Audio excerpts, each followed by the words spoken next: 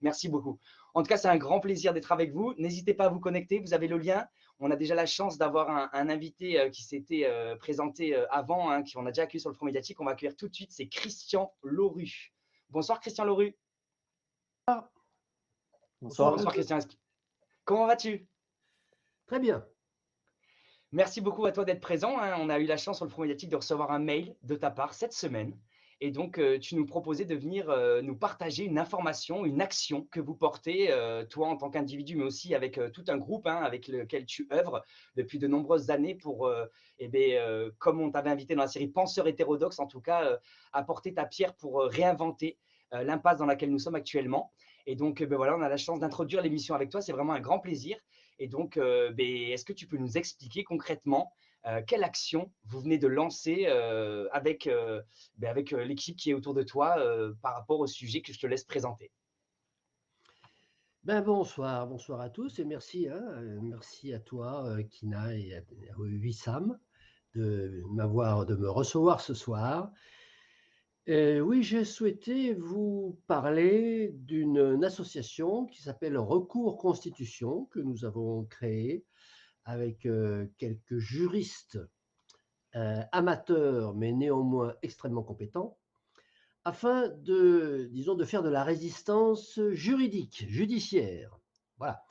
Donc la résistance, elle s'exprime, se manifester de différentes façons, mais nous avons constaté qu'il n'y avait pas de résistance juridique. Alors, je fais un petit retour en arrière. Tu sais que j'ai travaillé avec les Gilets jaunes, notamment, et j'ai toujours regretté dans les différentes... j'ai notamment participé à l'organisation de l'ADA 3 à Montceau-les-Mines, et j'ai toujours œuvré, j'ai toujours poussé pour qu'on fasse du travail juridique en salle, en complément des actions, disons, visibles dans la rue, afin de démonter des failles juridiques qu'il y avait dans le système. Alors voilà, après cette petite introduction, voici de quoi il s'agit. L'association Recours Constitution, nous avons créé il y a quelques mois, s'est donné pour objet d'éplucher d'abord la Constitution française et pas seulement la Constitution, mais tout le corpus législatif français contenu dans les 74 codes juridiques qui déterminent l'ensemble des lois, des règles coercitives auxquelles nous sommes soumises, et d'identifier dans cet ensemble, dans ce maquis de lois et de règlements, bien, des textes, des articles qui seraient pas clairs, qui seraient pas précis ou qui seraient incohérents. Et nous avons distingué deux formes d'incohérence, l'incohérence interne et l'incohérence externe. L'incohérence interne, ça veut dire que dans un article, on dit une chose et son contraire, donc il y a une incohérence interne, ou incohérence externe, eh bien, par exemple, il y a une loi, un article de loi qui va dire quelque chose qui est contraire à autre chose qui est dit un peu plus haut dans la Constitution. Alors, nous travaillons en collaboration avec un groupe de réflexion qui s'appelle le Cercle de renouvellement constitutionnel et qui, lui, a pour objectif, de façon systématique, d'analyser et de faire l'analyse critique objective de la Constitution. Alors, le mot objectif est très important. Il ne s'agit pas de dire « Ah ben, tel article de la Constitution, on ne l'aime pas parce qu'on aimerait que ce soit autrement ». Non.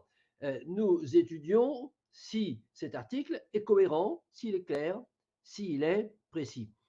Pourquoi ces trois critères, précision, clarté et cohérence? Tout simplement parce que si, alors nous l'avons mis en évidence et nous l'avons démontré, nous produisons une vidéo par semaine, une vidéo d'une demi-heure environ, et on voit bien que chaque fois qu'on identifie, chaque fois qu'on met en lumière, qu'on fait sortir et qu'on démontre qu'il y a dans un article de loi quelque chose qui n'est pas clair, qui n'est pas précis ou qui est incohérent avec autre chose, eh bien, ça ouvre la porte à quoi? Ça ouvre la porte à l'arbitraire.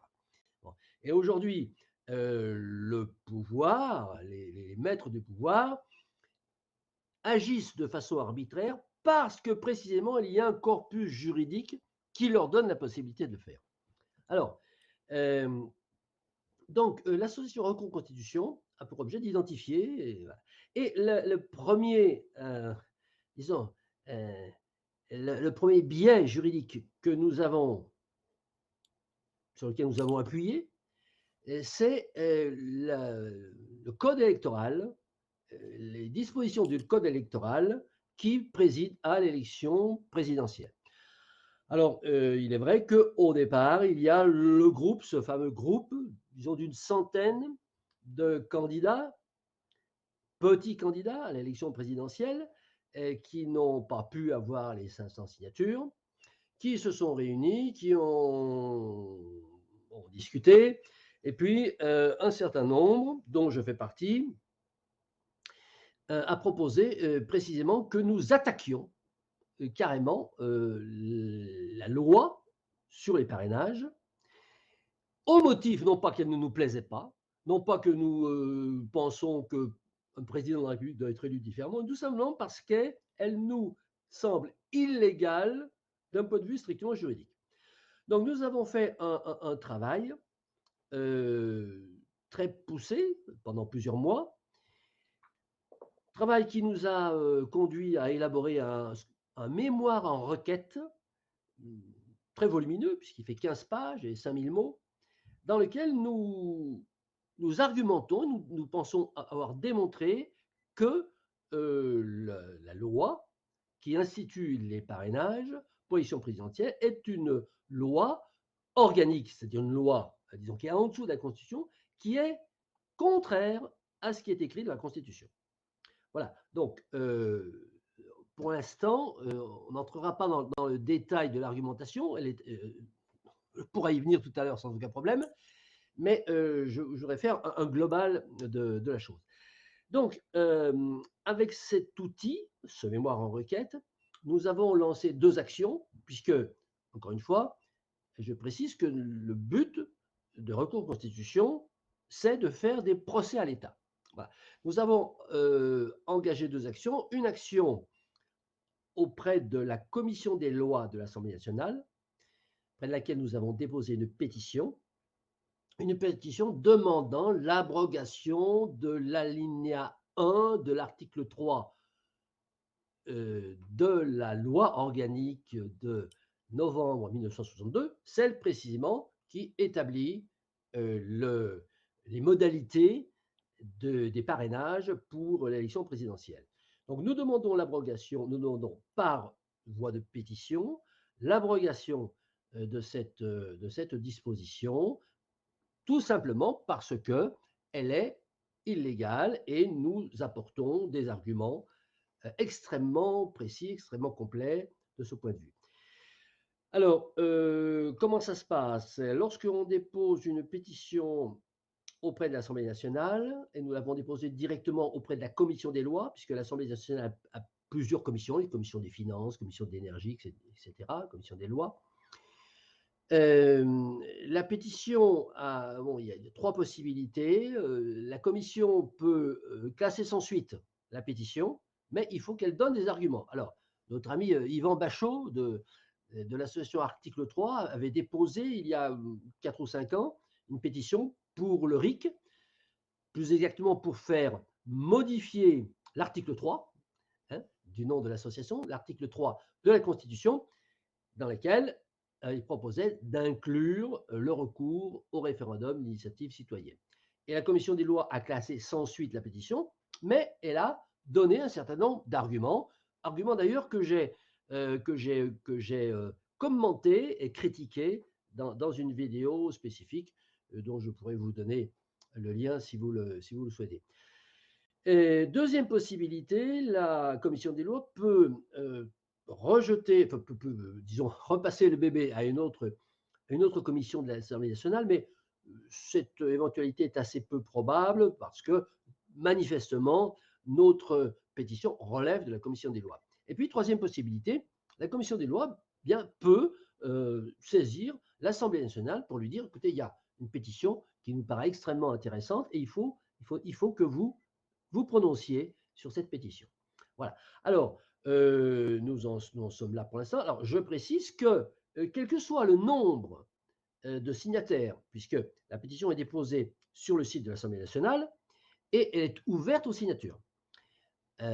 C'est une disposition d'ailleurs assez récente qu'il faut souligner, qu'on peut mettre au crédit disons de l'État, qui a, depuis, alors je dirais depuis 2 ou 3 ans, ouvert cette possibilité, cette plateforme numérique. Alors que jusqu'à présent, quand on avait une pétition, bah, on la mettait sur change.org ou sur mesopinions.com et puis les citoyens likaient, mais ensuite, bon, il n'y avait pas de cheminement juridique, je dirais, organisé, ce qui n'est plus le cas maintenant et c'est disons, une très bonne chose, c'est une avancée qu'il faut souligner, une fois n'est pas coutume. Alors ça, c'est donc la première action. La deuxième action, disons plus agressive, hein, c'est tout simplement un recours au Conseil d'État. Alors qu'est-ce que c'est le Conseil d'État? Le Conseil d'État, c'est un petit peu le patron de tous les tribunaux administratifs français. Le tribunal administratif, il a pour objet de gérer un litige entre un citoyen ou une association citoyenne et l'administration. Bon. Généralement, dans les tribunaux administratifs, on vient contester une décision administrative, on vient contester par exemple un arrêté municipal, voilà, des choses comme ça. Alors, nous contestons, disons, une loi organique de la République, donc ça va bien au-delà d'un arrêté municipal d'un maire donné. Et donc, il ne nous a pas paru pertinent de choisir, par exemple, le tribunal administratif du lieu de domiciliation de l'association, en l'occurrence le tribunal administratif du Rhône. Donc, nous avons engagé un recours directement auprès du Conseil d'État, ce qui est possible, ce qui est loisible, ce qui est légal, en demandant au Conseil d'État directement de saisir le gouvernement afin qu'il abroge, qu'il fasse abroger, qu'il demande l'abrogation. Alors là, comment ça se passe? Eh bien, tout d'abord, notre recours a été accepté. Recours, je veux dire, il a été enregistré. On a donné un numéro. Il aurait pu être retoqué, il aurait pu être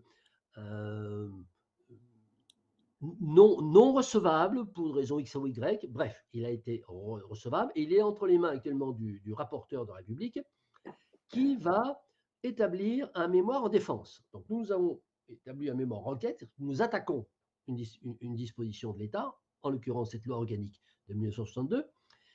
Le rapporteur est en train d'établir un rapport en défense qu'il va déposer auprès du juge et qui regardera les deux mémoires et qui tranchera ou qui probablement, alors c'est un pronostic, se déclarera incompétent. Bref, l'objectif de toute cette affaire, c'est sans doute pas d'obtenir gain de cause, ou alors ça voudrait dire qu'il se passe quelque chose d'extrêmement nouveau sous le ciel de la République française, mais c'est de créer l'obligation de réponse, c'est-à-dire aussi bien la commission des lois de l'Assemblée nationale que le tribunal administratif va être obligé de répondre avec des arguments. Alors nous, on a des arguments qui sont extrêmement sérieux, on dit, il y a une quinzaine de pages, nous faisons référence notamment à l'article 6 de la Constitution, à l'article 6 de la Déclaration des droits de l'homme et du citoyen et à l'article 8 de la Déclaration des droits de l'homme et du citoyen. Et ces trois articles nous paraissent, nous démontrons, en nous appuyant sur des décisions de jurisprudence historique qui ne sont pas identiques, bien entendu, mais dont la similarité nous a paru signifiante pour notre propos. Donc nous attendons, aussi bien de la part de la Commission des lois que de la part du Conseil d'État, une argumentation contradictoire par rapport à celle que nous avons fournie. Et c'est à partir de là, bien sûr, que nous allons pouvoir continuer à argumenter parce que le but, c'est de créer le débat. C'est peut-être d'obtenir satisfaction, mais surtout de créer un débat que le pouvoir, manifestement, n'a pas envie d'ouvrir. Voilà. Voilà pour Mais une première. tout à fait, c'est passionnant et d'ailleurs, peut-être est-ce que tu pourrais, Christian, nous partager pourquoi enfin quelques éléments, parce que c'est un argument qui fait une quinzaine de pages, auprès du Conseil d'État. Mais est-ce que tu pourrais nous partager quelques arguments, accessibles, Oui, compréhensibles pour le grand public par rapport à, selon vous, le caractère illégal, en fait, de la loi organique donc qui, voilà. définit des paramètres, enfin des modalités, par rapport à l'élection? Parce que c'est vrai que, par exemple, moi, personnellement, quand je t'entends parler, je pense tout de suite aux 500 signatures. Tu parlais des 100 candidats qui n'avaient pas pu se présenter avec cette contrainte des 500 signatures qui est une barrière et un filtre énorme. Mais souvent, nous, en tant que simples citoyens, à l'école, à l'éducation civique, on nous expliquait que ces 500 signatures, c'était une manière en fait de filtrer les candidats par rapport à leur qualité, à leurs compétences et à leur légitimité ou en tout cas le fait que ça soit réaliste des candidats qui pourraient atteindre la présidence. Et donc, en fait, c'était pour éviter que des huluberlus et qu'il y ait des centaines de candidatures, en fait, qui viennent noyer toutes les candidatures et perdre le citoyen dans sa capacité à analyser 200 programmes présidentiels. Personne n'a le temps d'étudier 200 programmes en quelques mois. Donc, voilà, nous, on a souvent entendu, en fait, les arguments médiatiques ou les arguments de l'instruction civique à l'école. Est-ce que tu pourrais nous donner un, deux ou trois éléments clés peut-être qui sont au cœur de votre quête pour montrer au grand public qui n'a pas forcément eu accès à une critique des modalités de l'élection présidentielle pour se présenter et pour mieux appréhender votre quête. Alors, notre requête n'est pas subjective, elle est objective. C'est-à-dire que nous ne disons pas c'est bien les 500 signatures, ça crée un filtre, ou bien c'est pas bien, il ne faut pas créer de filtre.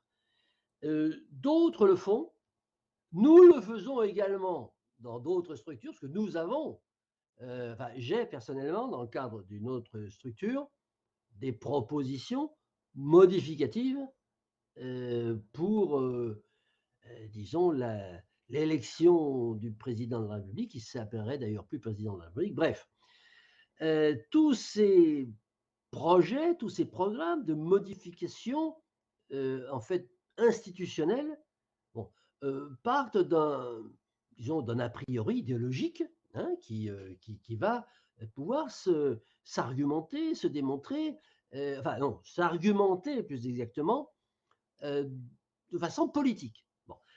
Euh, Au sein de recours constitution, on ne fait pas ce travail. Le travail que nous faisons au sein de recours constitution, personne ne le fait. Personne d'autre que nous le faisons. Et nous pensons que ce travail doit pouvoir s'ajouter, que c'est un outil supplémentaire que nous mettons à disposition de tous ceux qui contestent les procédures de l'élection présidentielle pour des raisons, je dirais, politiques subjectives. Bon. Nous ne les contestons pour des raisons objectives et nous les contestons au sein même de la logique du système en place. C'est-à-dire que nous disons, vous avez écrit quelque chose, messieurs, hein, qui n'est pas cohérent, et donc vous écrivez, vous votez des lois qui sont contraires à la Constitution. Alors, derrière ça, qu'est-ce que ça fait? Je vais répondre à ta question, Renaud, attention, hein, j'ai bien compris. Hein, bon. Euh, En fait, nous disons, le Conseil constitutionnel ne fait pas son travail. Le Conseil constitutionnel, à quoi il sert? Il sert précisément à valider qu'une loi qui a été prise une nuit à 4 heures du matin avec 150 députés, suivez mon regard, tu vois, la loi dont je veux parler, la loi d'urgence sanitaire, eh bien, que cette loi, elle est anticonstitutionnelle, ou pas. Enfin, il valide qu'elle est constitutionnelle. Et donc, si le Conseil constitutionnel faisait bien son travail, c'est-à-dire qu'il lisait bien la Constitution et qu'il disait telle loi n'est pas constitutionnelle, nous n'aurions pas de raison d'exister. Donc, pourquoi est-ce que nous disons, donc je réponds à ta question, mais je pense que ce préalable était nécessaire. Pourquoi est-ce que nous disons que c'est... Alors, très rapidement, je ne vais pas vous réciter les 15 pages du mémoire en requête. Nous appuyons principalement sur trois motifs. L'article 6 de la Constitution dit dit que le président de la République est élu au suffrage universel direct. Le suffrage universel direct, c'est un suffrage universel où les citoyens choisissent directement, sans filtre, choisissent directement leur candidat. À partir du moment où les candidats, une partie des candidats est pré-choisie par un collège distinct, ça s'appelle du suffrage indirect. Alors, nous l'avons démontré, nous l'avons argumenté avec des exemples juridiques. Donc ça, c'est le premier point. Donc, incompatibilité entre la présélection, parce qu'il s'agit de ça, il s'agit d'une présélection, en fait d'un prévote par un collège restreint, et le citoyen est appelé à voter sur des candidats déjà sélectionnés. Donc, ça n'est plus du suffrage direct, c'est du suffrage indirect. Deuxième argument, l'article 6 de la DDHC. Alors, je rappelle que la Constitution française est composée de 4 textes. La Constitution du 4 octobre 1958, rédigée par Charles de Gaulle et Michel Debré, à laquelle a été adjoint, mais au même niveau, un petit peu plus tard, je pense sous la présidence de Pompidou, la Déclaration des droits de l'homme et du citoyen, celle de 1789, parce qu'il y en a eu plusieurs, celle de 1789, a été ajouté également le préambule à la Constitution de 1946, et puis un petit peu plus tard, en 2005, la Charte de l'environnement. Donc, ces 4 textes, la Constitution du 4 octobre 1958, la Déclaration des droits de l'homme et du citoyen de 1789, le préambule à la Constitution de 1946 et la Charte de l'environnement font partie de ce qu'on appelle le bloc constitutionnel et c'est la Constitution. Bon. Donc, l'article 6 de la DDHC, que je ne vais pas citer dans son intégralité, il énonce les libertés publiques, c'est-à-dire la liberté pour tout citoyen de se présenter aux élections. Voilà. Bon. Et c'est le cas pour les élections législatives, ce n'est pas le cas pour l'élection présidentielle. Voilà. Donc, il y a incompatibilité avec cet article 6. Et, très important également, l'article 8 qui dit que l'inéligibilité, c'est quelque chose qui peut être prononcé. Un citoyen peut être déclaré inéligible, mais il faut qu'il y ait un jugement de tribunal. Voilà. Et là, on a un certain nombre d'exemples de jurisprudence qui montrent qu'une inéligibilité ne peut être décidée que par un tribunal. Or, cette histoire de parrainage, c'est tout simplement parce qu'il y a 2 façons de le lire, l'histoire du parrainage. C'est, voilà, les 35 000 maires de France ont choisi une dizaine de personnes, et voilà, c'est celle-ci, chers compatriotes, c'est entre ceux-ci, chers compatriotes, que vous allez voter. Puis il y a une autre façon de lire, c'est de dire, nous, maires de France, nous avons déclaré inéligible M. Christian Lerue, nous avons déclaré inéligible M. Luc Laforêt, nous avons déclaré inéligible M. Fabrice Grimal, etc., etc. Nous avons déclaré inéligible M. Richard Vaquer, etc. Bon. Donc, en fait, nous avons été déclarés inéligibles. Bon. Nous avons été déclarés inéligibles, non pas par le Conseil constitutionnel, qui lui reçoit les parrainages des maires, je dis les maires pour simplifier, mais nous avons été déclarés inéligibles par le Collège des maires de France. Or, ce n'est pas au Collège des maires de France de déclarer que nous sommes inéligibles, c'est à un tribunal et avec des motifs précis. C'est-à-dire que nous avons plus nos droits civiques, nous avons fait une infraction pénale, etc., etc. Donc, en fait, ce sont des arguties, effectivement, ce sont des arguties juridiques, mais le pouvoir ne fait que ça, des arguties juridiques, lorsque un administré se retrouve dans un tribunal pour, je ne sais pas, un contrôle fiscal ou je ne sais pas quoi, bon, ça va être une série d'arguties. C'est vrai aussi pour les tribunaux de prud'homme. Donc, nous avons déposé cela et nous attendons que le mémoire en requête, que le rapporteur vienne contredire, si on nous dit non, non, attendez, vous vous trompez, la lecture. Voilà. Bon. Alors, derrière tout ça, qu'est-ce qu'il y a? Derrière tout ça, nous arriverons de toute façon très rapidement à dire, vous voyez que vous ne pouvez pas interpréter tel ou tel article de la Constitution parce qu'il n'est pas assez précis. Et que lorsque quelque chose d'aussi important que la table générique des règles coercitives, il ne faut pas oublier qu'il y a 140 000 règles coercitives qui nous gouvernent, hein, bon, tout confondu. Eh bien, lorsque ça n'est pas précis, ça veut dire qu'il y a plusieurs interprétations possibles. Lorsqu'il y a plusieurs interprétations possibles, ça veut dire que à un certain moment, bon, telle mouvance au pouvoir va pouvoir les interpréter de telle façon. À un autre moment, une autre mouvance au pouvoir va les interpréter d'une façon différente. Ça s'appelle comment ça? Ça s'appelle l'arbitraire. Voilà où nous voulons en venir. Eh bien, c'est passionnant. Wissam, tu voulais poser une question? Parce que j'en avais encore une ou deux, mais je t'en prie si tu veux rebondir ou… Non, non, j'ai pas de questions particulières. En même temps, ça permet de repréciser certains termes, voilà, qu'on emploie de temps en temps ou qu'on entend de temps en temps et que, voilà, mais dont on ne sait pas vraiment des fois les définitions. Et juste sur les 500 parrainages, parce que, voilà, comme vous dites, quand c'est pas très clair, c'est un peu à la libre interprétation. Mais là, d'après ce que vous dites, moi j'ai l'impression que c'est assez clair, quoi, que tout le monde a le droit de se présenter. Même à la présidentielle, c'est bien ça, hein, d'après la loi. Mais comment ça a pu rentrer comme admis, comment ça a pu être admis à ce point qu'en fait, il y ait ce filtre des 500 parrainages. Voilà, comment on a pu en arriver là. Voilà, c'est juste cette question que je me pose, mais c'est vrai qu'il y a Oui, beaucoup de choses. alors Oui. effectivement, j'ai omis quelque chose de très important. C'est lorsque j'ai cité l'article 6 de la Constitution, j'ai dit l'article 6 dit le président de la République française est élu au suffrage universel direct. J'ai oublié qu'il y avait une deuxième phrase qui disait en dessous les modalités de cette élection seront déterminées par une loi organique. C'est-à-dire que la Constitution dit il y a un suffrage universel direct, et puis elle renvoie. Alors ça, c'est disons, c'est une astuce ou disons un stratagème, je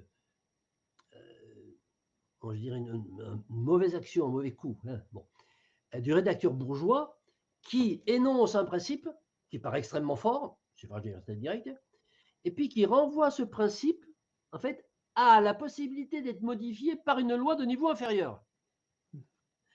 Et donc, la loi organique, bah, c'est celle de 1962, du 7 novembre 1962, qui dit, bah voilà, le président de la République sera élu parmi des candidats qui auront été présentés par les 500, qui ont eu 500 signatures de maires ou de députés ou de sénateurs.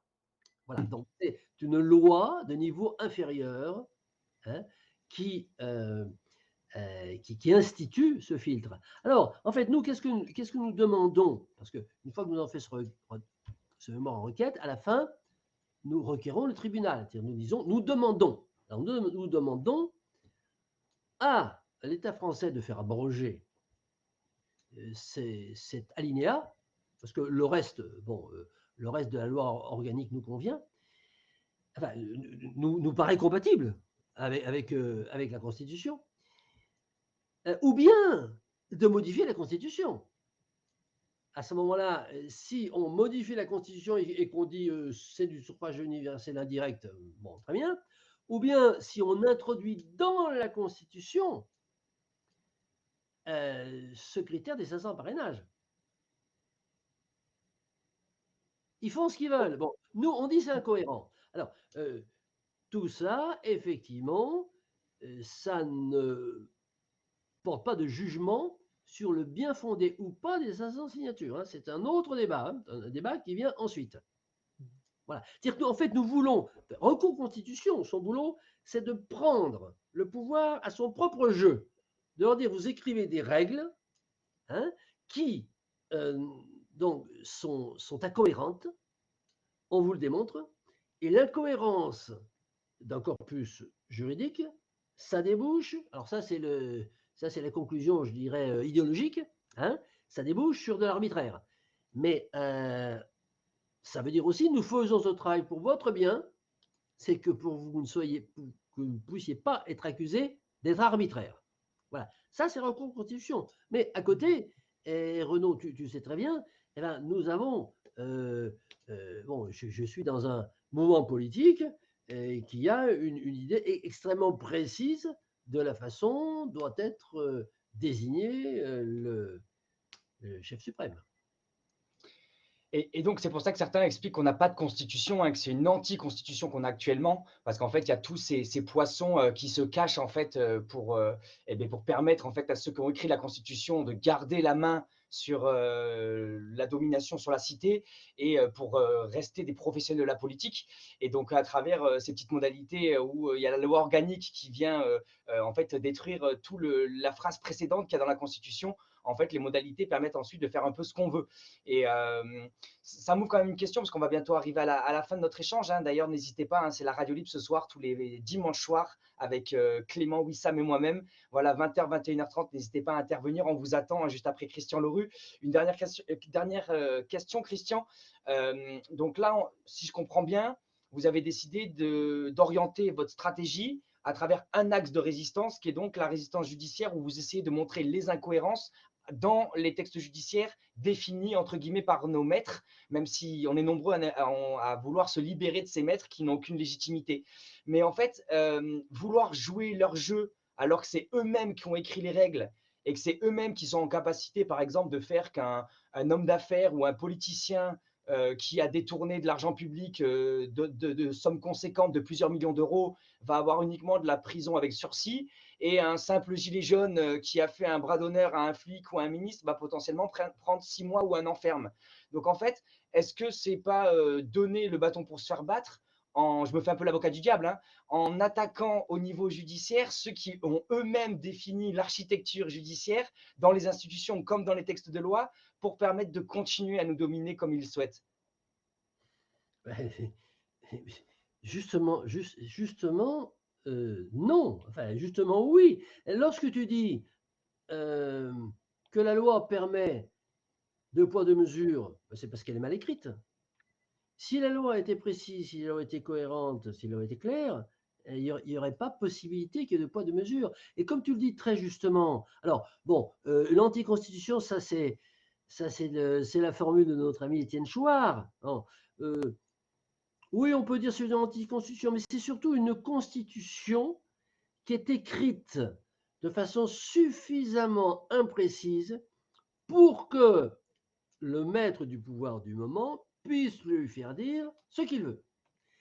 Et la question, c'est de savoir, alors, bon, si c'est volontaire ou pas. Alors, théorie du complot, si on est théorie du complot, on va dire oui, mais ils ont fait ça exprès. Dire soit ils ont fait ça exprès, soit ils sont incompétents. Alors, moi, je pense qu'ils l'ont fait exprès. C'est-à-dire que, bon, il faut remonter à Emmanuel Joseph Sieyès, hein, qui nous a déjà expliqué qu'on avait fait la révolution pour que ce soit le peuple qui fasse les lois, mais qu'on s'était aperçu que le peuple n'était pas assez instruit, qu'il n'avait pas assez de temps, donc on allait les faire faire par un groupe restreint. Et à partir de là, tout s'enclenche, c'est-à-dire que le groupe restreint, non seulement il va faire les lois à la place du peuple, mais il va les faire aussi de telle façon qu'elles ne soient pas trop contraignantes. Et puis, étant donné que le peuple, il a pas la compétence, on le dit, ils le disent, ils ne s'en cachent pas, bon, ils n'iront pas chercher même la difficulté. Et bien, voilà, c'est pour ça que nous allons la chercher. Nous allons la chercher parce que, et lorsque, donc, je bataillais au sein des groupes de Gilets jaunes, de Monceau-les-Mines, pour leur dire, mais il faut faire du juridique. Ils disaient, mais non, mais ça nous emmerde, on préfère aller manifester avec des pancartes. Je dis, il faut faire les deux. Faire les deux parce que dans le corpus juridique qui nous écrase et qui nous envoie dans les tribunaux, hein, eh bien, les lois sont décrites de façon à pouvoir être interprétées de différentes façons. Or, ça, bon, ça peut être énoncé de façon extrêmement claire, extrêmement précise, et c'est difficilement contestable. Tout à fait, c'est Nous, vraiment nous attendons les arguments pour nous dire non, c'est pas vrai, ce qu'on dit, c'est très précis. Donc, c'est la stratégie du laisser flou, en fait, certaines lois pour leur permettre, Oui, en fonction des intérêts et de exactement ça. qui porte plainte, et beh, de laisser, ceux qui ont les intérêts dominants, Oui, maintenir leurs propres intérêts. En tout cas, c'est vraiment, très très intéressant, Christian. On est obligé de faire assez court, hein, parce que le but, c'est qu'il y ait d'autres intervenants dans cette radio libre tous les dimanches soirs. Mais en tout cas, je rappelle donc que tu es intervenu pour nous rappeler qu'avec l'association Recours Constitution, vous pourrez retrouver le lien sous la vidéo, donc sur le podcast de la radio. Clément aussi, que je remercie à la technique, vous mettra ça dans le chat public pour vous permettre de creuser. On remercie aussi Luc Laforêt qui fait, je crois, partie aussi de cette association. Et donc, cette association qui porte un recours devant le Conseil d'État, mais aussi devant l'Assemblée nationale au niveau des pétitions et de la Commission des lois, pour montrer les incohérences. Et vous avez commencé donc tout d'abord sur les enjeux autour des modalités du processus pour l'élection présidentielle.